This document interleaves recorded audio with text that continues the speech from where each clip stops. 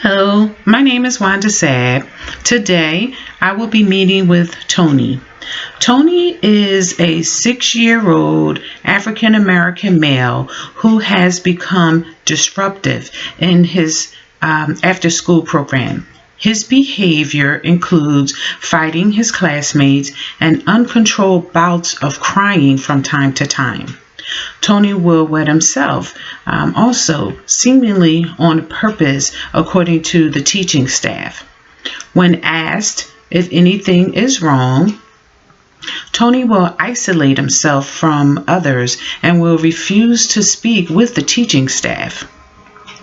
This has been a pattern of behavior for the past 3 months. His teachers are at their wits' end as they believe they have tried everything they can to get through to him. They have immediately separated him from the peers as soon as he enters into the room. They have provided him with support from a different teacher he has not worked with before, hoping the interaction with someone who doesn't know him would be beneficial. And they've also placed him in another classroom with older children with the hope that they would be a model of how to behave in an appropriate manner. None of these activities has worked for Tony. Prior to his behavior outburst, Tony was seemingly a very happy little boy. He always achieved good grades and showed good citizenship in the classroom. He is the youngest of 6 children, born to the same mother and father. Although Tony's parents are not married, they live and support their family as a couple.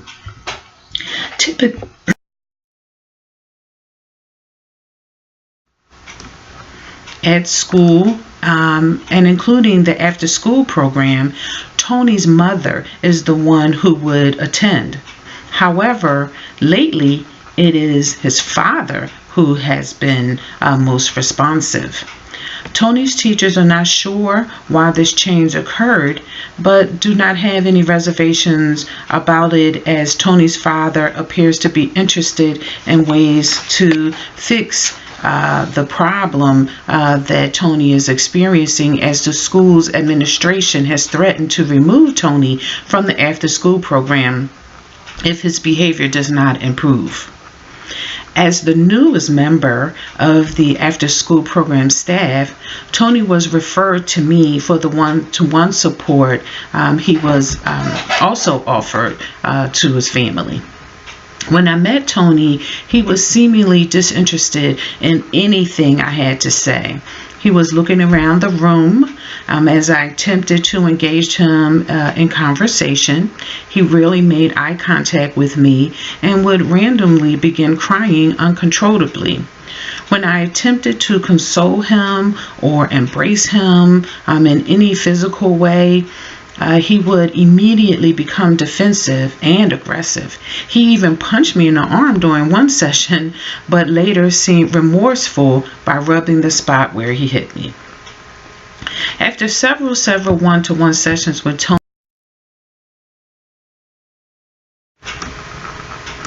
with not much success, I decided to try to understand the root cause of his behavior.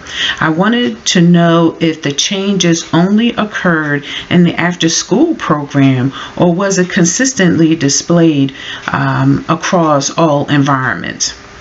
I spoke with his first grade teacher who explained that he noticed some minor changes in Tony's behavior over the past few months, but nothing he was alarmed about.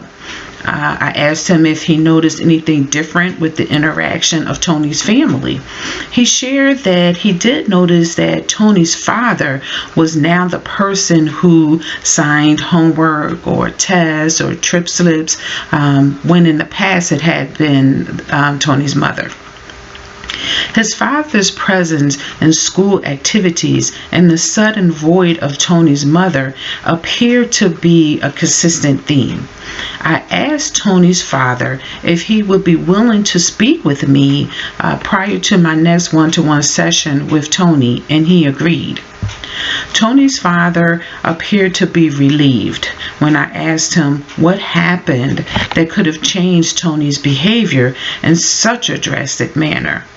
He shared with me a few months ago, while on a family outing, they were robbed at gunpoint.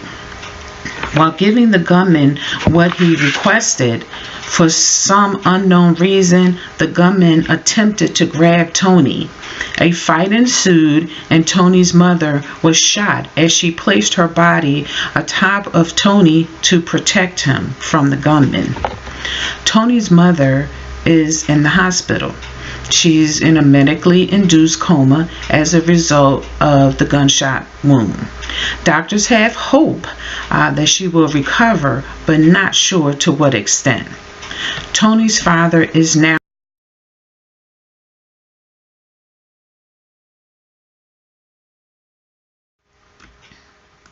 He does have limited help from other family members, but he believes that it's not enough, as he is now primarily the breadwinner, the primary caretaker for all 6 of their children. He admitted that his temper has been short with Tony. Again, Tony is the youngest and may have more needs or greater needs than his siblings. He did say that he struggles to keep his household intact with the absence of Tony's mother. Tony's father shared that he believes Tony has been affected by this traumatic situation.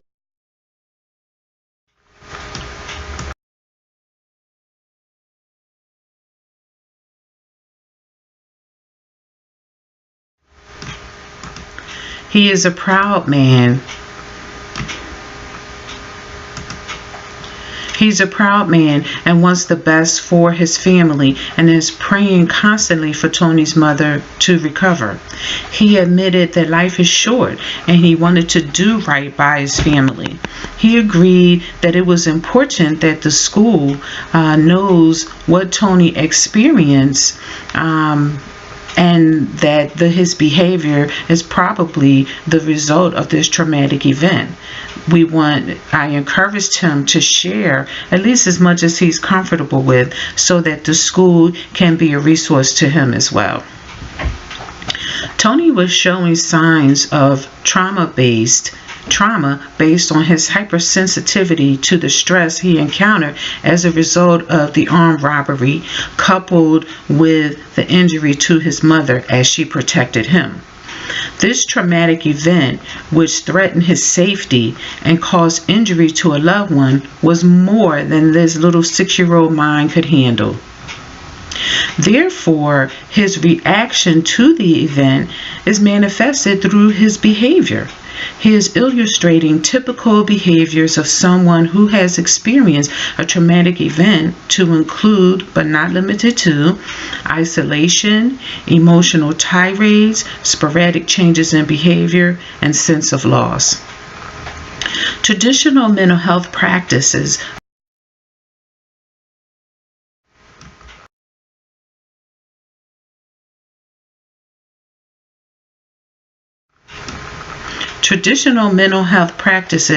attempted to identify what was wrong with a person in order to give a label in an attempt to fix the person. Today, clinicians are more concerned with knowing what happened as a way to identify the most effective treatment modality or intervention to utilize that will assist the person with shifting the experience of the trauma. The goal of my interaction with Tony is to assist him with regulating his feelings pertaining to the event and to help him learn how to trust again. Hi, Tony. How are you today? Good. Did you have a good day in class? Your teacher told me that today was the holiday presentation for the school and you had a part in the play. Yes. Well, how did you do? Oh, that's great. I'm so proud of you, Tony. Why didn't you tell me you were in the school play? I would have come to see you. Oh.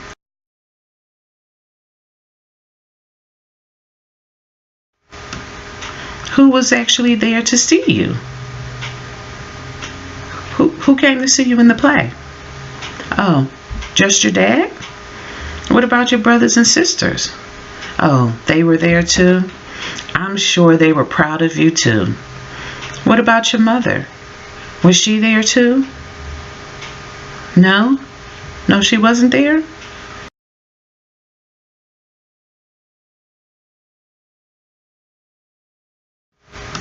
It does? Yeah, it would make me sad too. You know it's okay to be sad sometimes.